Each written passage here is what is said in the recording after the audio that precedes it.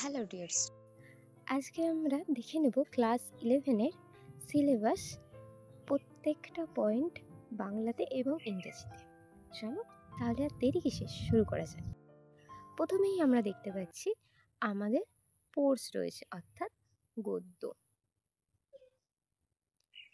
সেখানে আমরা দেখব আমাদের টোটাল 3টে গদ্য পড়তে হবে। টোটাল থাকবে 4টে। আমাদের স্কুল থেকে ডিসাইড করে দেবে কোন 3টে আমাদের পড়তে হবে। এখানে তোমরা দেখতে পাচ্ছ প্রথমেই রয়েছে অ্যান অ্যাস্ট্রোলজার্স ডে, এক জ্যোতিষীর দিন, অর্থাৎ এক জ্যোতিষীর গল্প দিয়েই শুরু হচ্ছে তোমাদের ক্লাস 11-এর সিলেবাস। তারপর দেখে নেব দ্য স্বামী অ্যান্ড মাদার ওয়ার্শিপ, অর্থাৎ স্বামী এবং তার মাতৃ উপাসনার গল্প। সেকেন্ডে থাকবে এই গদ্যটি। তারপর অমরনাথ যাত্রার এক সুন্দর গল্প রয়েছে তৃতীয় পার্টে। আর লাস্ট হচ্ছে একজন মডেল মিলিয়নার, অর্থাৎ একজন আদর্শ কোটিপতির গল্প, যেটা খুবই একটা ইন্টারেস্টিং গল্প। এরপর আমরা দেখে নেব কি কি পোয়েট্রি বা ভার্স আমাদের রয়েছে। যেরকমটা তোমরা দেখতে পাচ্ছ, কবিতার মধ্যে প্রথমেই রয়েছে কম্পোস্ট আপন ওয়েস্টমিনিস্টার ব্রিজ। এখানে ওয়েস্টমিনিস্টার ব্রিজের ওপর দাঁড়িয়ে একটা সুন্দর সকালের বর্ণনা দেওয়া হয়েছে।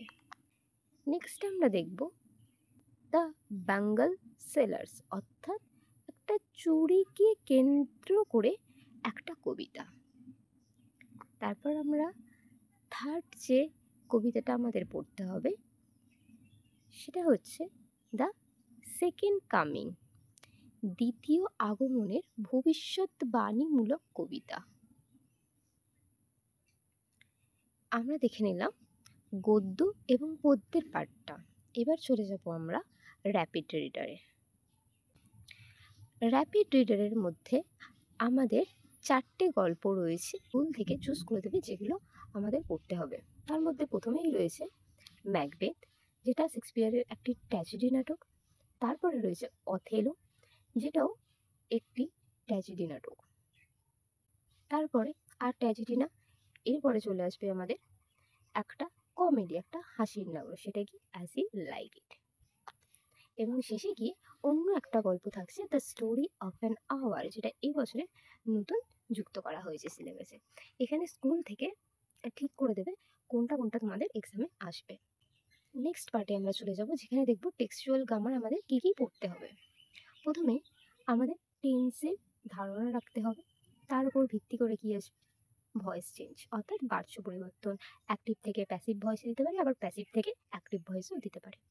নেক্সট থাকবে আমাদের ন্যারেশন চেঞ্জ, উক্তি পরিবর্তন। আর এই দুটি ক্ষেত্রে টেন্সের নলেজ খুবই গুরুত্বপূর্ণ।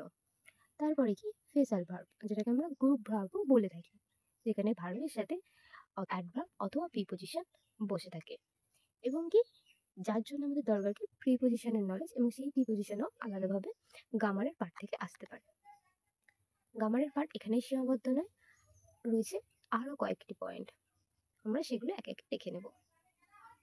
প্রথমেই কি রয়েছে ক্লজ, অর্থাৎ বাক্যের মধ্যে ক্লজের পার্টটা আমাদের পড়তে হবে। দেন পার্টিসিপেলের বিষয়টা আমাদের জেনে নিতে হবে, তারপর জিরান্ড, এবং শেষে যেখান থেকে কম্বিনেশন অফ সেন্টেন্সেস, অর্থাৎ একটা বাক্যে দিয়ে দেওয়া হবে, যেমন সিম্পল থেকে কমপ্লেক্স দিতে পারে, পজিটিভ থেকে নেগেটিভ দিতে পারে।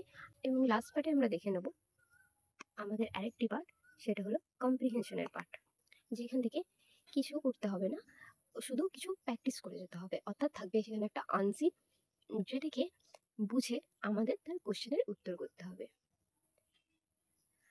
আজ এই পর্যন্তই বন্ধুরা, তোমরা আশা করছি তোমাদের সিলেবাসটা কমপ্লিটলি বুঝতে পেরেছো।